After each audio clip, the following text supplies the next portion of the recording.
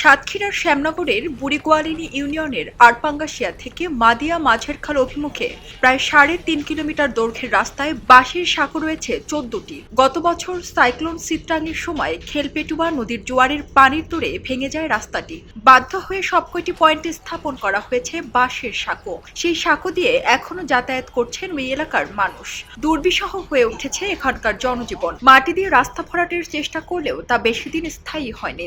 দীর্ঘদিন ধরে এই রাস্তায় ১০-১২টি জায়গায় জলোচ্ছ্বাসে ফেটে ভেঙে নষ্ট হয়ে গেছে। অদ্যাবধি এখনও সংস্কার হয়নি। আমাদের এখানে 4টি শিক্ষা প্রতিষ্ঠান আছে, তপন মাধ্যমিক বালিকা বিদ্যালয়, Arpangasia PN high school, Durgabati সরকারি প্রাথমিক বিদ্যালয়, বীরসিংহ প্রাথমিক বিদ্যালয়। এই শিক্ষার্থী বাচ্চারা এই পথে যাতায়াত করে।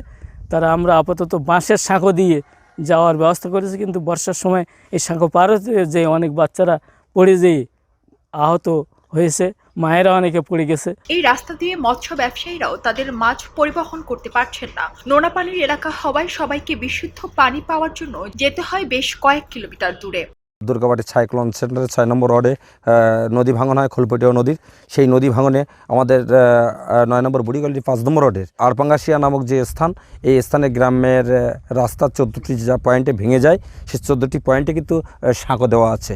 আমি একজন ইউপি সদস্য হিসেবে আমি সরকারের কাছে বিনীতভাবে অনুরোধ করব, এই 14টা পয়েন্ট আনুমানিক 3.5 কিলো থেকে 4 কিলো এটা ভাঙন। এই ভাঙনে সাঁকো দিয়ে বাচ্চারা স্কুল যাতায়াত করছে। এই স্কুলে যাতায়াতের মধ্য দিয়ে অনেক সময় এই বাসের উপর পড়ে, কিন্তু বর্ষার সময় বাসের উপর পড়ে অনেক বাচ্চা অ্যাক্সিডেন্টও হয়েছে। এখানে 4টি স্কুল, একটি হাই স্কুল, 2টি প্রাথমিক বিদ্যালয় ও একটি গার্লস স্কুল রয়েছে।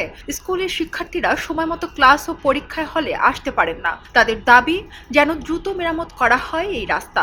আমার স্কুলে যেতে গিয়ে বাঁশের সাঁকো পার হয়ে যেতে হয়। তাছাড়াও আমাদের নদী ভাঙনের কারণে রাস্তায় অনেক জায়গায় ভেঙে গেছে, তার কারণে এমনিতেও যে কোনো জায়গায় যেতে গেলে বাঁশের সাঁকো পার হয়ে যেতে হয়। ইতিমধ্যেই আমরা ইউনিয়ন পরিষদ থেকে ওখানে আবারও বরাদ্দ দিয়েছি, কিন্তু মাটি না পাওয়ার কারণে অতিবর্ষণ এবং এই বর্ষাকালের সময়ে মাটির সংগ্রহের ব্যর্থ হওয়ার কারণে এখন আমরা সংস্কার করতে পারিনি।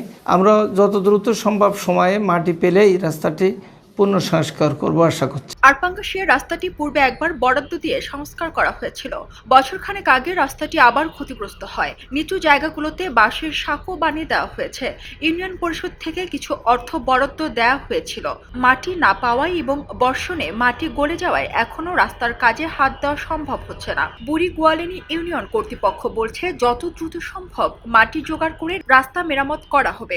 আমি যথাযথ কর্তৃপক্ষের কাছে বিনীতভাবে অনুরোধ জানাবো যে দুর্গাবাটি থেকে এই যে ভগ্ন রাস্তাঘাট এগুলো সংস্কার সহ আমার অত্র এলাকায় ছাত্রছাত্রীরা যাতে আমার বিদ্যালয়ে এসে পড়ালেখা করতে পারে, তাদের সময় এবং সৌন্দর্য একটা যোগাযোগ ব্যবস্থা সেটা যাতে সুন্দর হয়, তার জন্য আমি বিনীত অনুরোধ জানাচ্ছি। এলো মুক্ত চিন্তার স্বাধীন দৈনিক খবরের কাগজ। এখন খবর হবে নিখাত, নির্ভীক, নিরপেক্ষ।